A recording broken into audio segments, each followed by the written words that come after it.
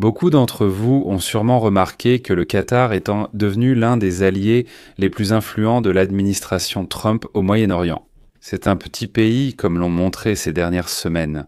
Donald Trump a déclaré lors de sa visite au Moyen-Orient pour signer l'accord de paix sur Gaza que le Qatar avait apporté une aide énorme. J'espère que les gens le comprennent.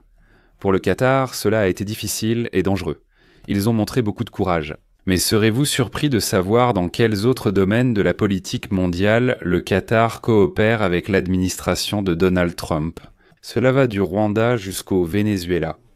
Au début de ce mois, Trump a accordé au Qatar de véritables garanties de sécurité de la part des États-Unis, équivalentes à l'article 5 de la charte de l'OTAN. Bien sûr, mais on peut plaisanter et dire que Trump est aussi favorable au Qatar parce que le Qatar lui a offert un avion, mais la réalité est bien plus complexe. Aujourd'hui, Trump fait l'éloge du Qatar de toutes les manières possibles, alors que lors de son premier mandat présidentiel, ce même Trump accusait le Qatar de financer le terrorisme dans la région.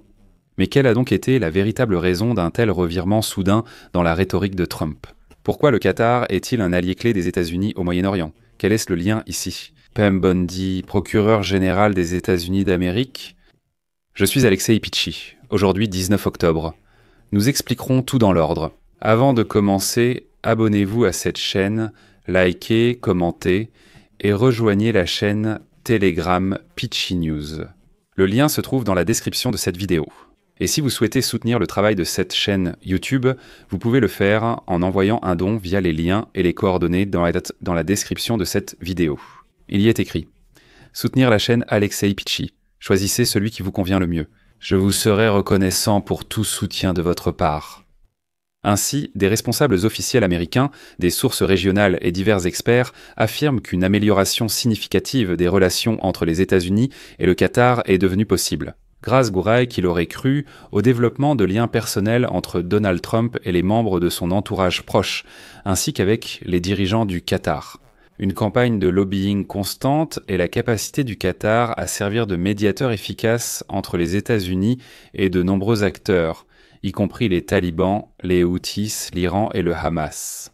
Il faut rappeler que Donald Trump a montré l'importance de ses liens avec le Qatar en incluant ce pays dans son premier voyage à l'étranger après son investiture lors de son second mandat. Selon des responsables américains actuels et des diplomates régionaux, Donald Trump a immédiatement tiré parti des liens établis pendant son premier mandat. Et ces liens se sont renforcés grâce aux accords commerciaux que ses amis et sa famille ont conclus avec le Qatar ces dernières années. Oui, mes amis, vous ne rêvez pas. Les liens sont fondés sur les intérêts commerciaux de la famille de Donald Trump.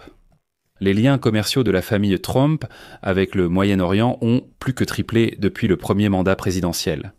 Plus tôt cette année, Trump Organization a annoncé des projets de construction d'un complexe de golf sous la marque Trump au Qatar, financé par une entreprise soutenue par le Fonds souverain du Qatar. Autrement dit, Trump a réussi à faire en sorte que ces projets au Qatar soient financés. Ainsi, une partie de l'argent des contribuables qataris est dépensée à cette fin. Des sources affirment également que l'émir du Qatar entretient une liaison directe avec Trump, non seulement actuellement, mais aussi pendant les années où il n'était pas président. D'ailleurs, aucun dirigeant mondial ne le faisait. Selon les sources, cette connaissance a permis une interaction productive, directe et de confiance. Eh bien, comme on vient de l'apprendre, c'est précisément le Qatar qui a aidé à élaborer un plan en 21 points pour instaurer la paix dans la bande de Gaza. Ce plan a ensuite été présenté par Steve Witkoff, qui l'a partagé avec les pays arabes et musulmans à New York. Cela a conduit à des discussions clés qui ont jeté les bases de la libération des otages et du cessez-le-feu, qui ont eu lieu seulement quelques semaines plus tard. Et ensuite, lorsque d'importantes négociations ont eu lieu la semaine dernière en Égypte, le principal envoyé de Trump, Steve Witkoff, et son gendre Jared Kushner ont tenu une réunion. Une réunion privée avec le dirigeant du Hamas Khalil al-Hayeh et un haut responsable qatari. Et cette rencontre, selon des sources proches de la situation, a conduit à une percée dans les négociations. Cela s'est produit au moment où le Hamas cherchait l'assurance qu'Israël ne reprendrait pas la guerre après la libération des otages israéliens détenus par le groupe. Les Qataris ont précisément invité Witkoff et Kushner à cette rencontre. La rencontre a joué un rôle déterminant dans la conclusion de l'accord sur la libération des otages et l'entrée en vigueur du cessez-le-feu. Mais pour faire simple, cet accord n'aurait pas été conclu sans l'aide du Qatar. Trump a hautement apprécié l'émir du Qatar, Tamim Ben Hamad Al Thani, lorsqu'ils ont signé, avec d'autres dirigeants régionaux, un accord visant à instaurer la paix dans la région. Et ici, ils vont citer Trump pour montrer à quel point il, je dirais, est en quelque sorte respectueux, voire flatte l'émir du Qatar. Citation. Son Altesse le Cher. Tamim est universellement respecté, tout le monde le respecte et de la manière la plus positive. Non seulement pour son pouvoir, mais aussi pour sa bonté. Il a un grand cœur, c'est un grand leader et son pays l'aime. Mais Donald Trump ne tient pas que des propos flatteurs. La semaine dernière, il a été annoncé que le Qatar pourra construire un centre de formation de l'armée de l'air dans l'Idaho. Oui, des pilotes étrangers s'y entraînent déjà depuis longtemps. Mais c'est la première fois que le Pentagone autorise un autre pays à construire une base militaire entière. Néanmoins, le Qatar reste un sujet controversé dans l'entourage de Donald Trump, et certains alliés clés du président américain expriment une profonde inquiétude face à l'influence croissante de ce pays. Eh bien, par exemple, au Congrès américain, on dit ouvertement qu'on reste dans l'ignorance concernant les relations du Qatar avec l'administration Trump, même sur des questions qui concernent directement les États-Unis, que représentent justement ces mêmes membres du Congrès. Eh bien, comme l'écrit aujourd'hui Cable News Network, toute la délégation du Congrès de l'Idaho, dirigée par le Parti républicain, qui comprend le président de la Commission des Affaires étrangères du Sénat, le sénateur Jim Risch et le gouverneur républicain, n'a appris que l'administration avait officiellement approuvé l'accord pour la formation de l'armée de l'air qatari dans l'Idaho qu'après que le ministre de la Défense Pete Hegseth l'a annoncé publiquement. Ils l'ont appris par les informations. C'est même allé jusqu'à ce que Trump pousse le premier ministre israélien, Benjamin Netanyahu, à s'excuser auprès du Qatar pour la frappe sur Doha, lorsque les Israéliens visaient les combattants du Hamas qui s'y cachaient. Mais il ne faut pas oublier que les relations entre Trump et le Qatar étaient tendues, pour ne pas dire plus, dès le début de son premier mandat présidentiel. En juin 2017, au début de la crise diplomatique provoquée par la rupture des relations diplomatiques entre l'Arabie saoudite, les Émirats arabes unis, l'Égypte et Bahreïn et l'imposition d'un blocus contre le Qatar, Trump avait alors sévèrement critiqué Doha. À cette époque, tous les pays unis accusèrent le Qatar de financer le terrorisme, le soumettant à un blocus soutenu par Trump. De plus, il appelait même, apparemment, à des frappes contre des trains contre le Qatar afin de mettre fin au financement du terrorisme. En général, Trump avait une attitude assez hostile envers ce pays.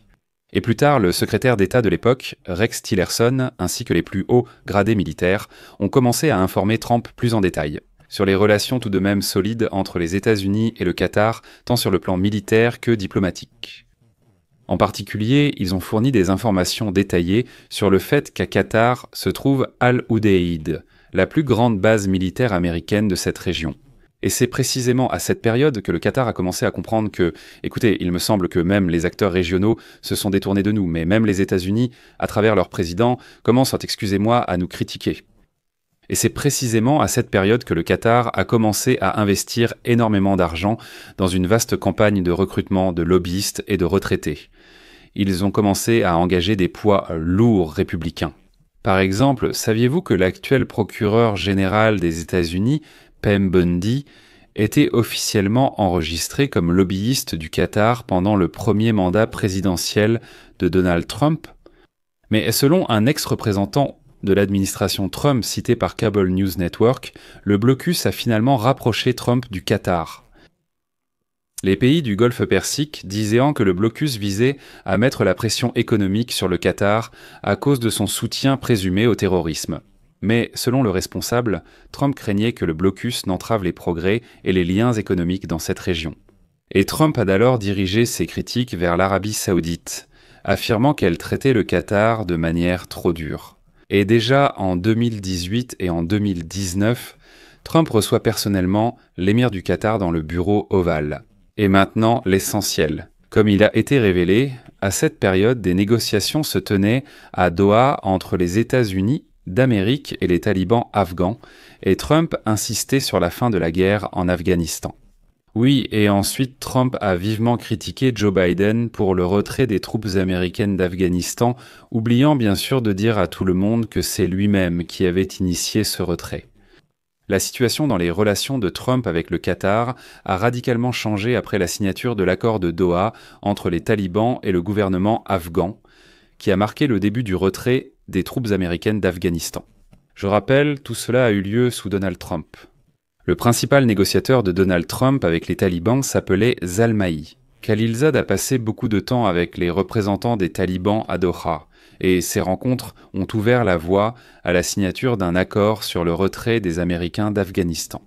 Voici ce que John Bolton, alors conseiller à la sécurité nationale de Donald Trump, dit sur cette période. Citation. C'est alors qu'ils ont commencé à évoluer vers leur relation actuelle. Le président américain leur a demandé de faire quelque chose, et ils l'ont fait. Durant le second mandat de Trump, l'administration a souvent sollicité le Qatar quand d'autres médiateurs échouaient. Lors des négociations sur Gaza, au début de cette année, l'administration a tenté à un moment donné une nouvelle tactique.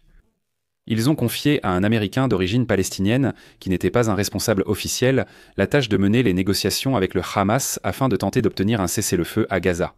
Mais lorsque cette approche n'a pas donné de résultat, l'administration s'est de nouveau tournée vers le Qatar comme partenaire clé dans les relations avec ce groupe. Une situation similaire est survenue lors de la tentative d'impliquer l'Iran dans un nouvel accord nucléaire. L'administration Trump comptait initialement sur Oman comme médiateur dans les négociations indirectes de plusieurs mois avec l'Iran menées par Steve Witkoff. Mais lorsque ces négociations ont échoué, l'administration Trump s'est de nouveau tournée vers le Qatar pour dialoguer avec l'Iran. Au final, aucun accord n'a été conclu et Trump a frappé les installations nucléaires iraniennes. L'importance du Qatar comme médiateur fiable a de nouveau été confirmée.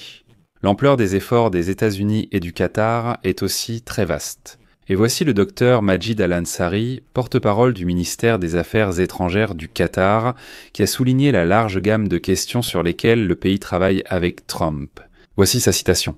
Actuellement, nous travaillons avec l'administration de Donald Trump sur la question de la République démocratique du Congo et du Rwanda. Nous travaillons avec eux sur la question du Venezuela. Nous travaillons avec eux sur la question de la Colombie. Nous collaborons avec eux sur ces questions, dont plusieurs que je ne peux pas détailler actuellement. Tout cela est lié à la promotion de la paix. Une telle appréciation élevée des relations au Qatar n'est pas passée inaperçue. Cela va au-delà d'une seule personne, mais la coopération avec le président Trump, une coopération très étroite avec cette administration, a apporté de nombreux résultats. En bref, les Qataris sont déterminés à continuer de travailler avec Trump. Mais toute l'affaire, c'est que ces relations ont été construites exclusivement sur des schémas commerciaux, sur le fait qu'entre les mandats présidentiels, la famille Trump a très bien établi des relations avec les hommes d'affaires qataris et essaie d'y développer des affaires. C'est pourquoi le cadeau sous forme d'avion n'est rien d'autre qu'une tentative de flatter encore davantage le président américain. Je vais mettre des points de suspension ici. Donnez votre avis et vos conclusions dans les commentaires sous cette vidéo, abonnez-vous à la chaîne, activez la cloche et n'oubliez pas de mettre un like. C'est tout pour aujourd'hui, prenez soin de vous, à bientôt.